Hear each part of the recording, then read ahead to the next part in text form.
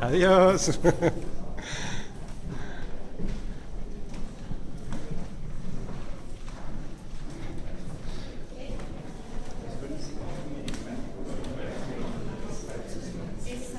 Ahora sí que os pillo, que antes no os pillé.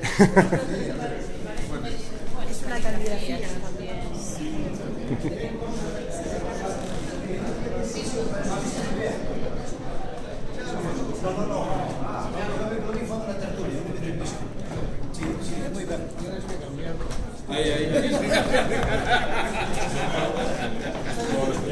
A ver que te saco en el vídeo, Antón.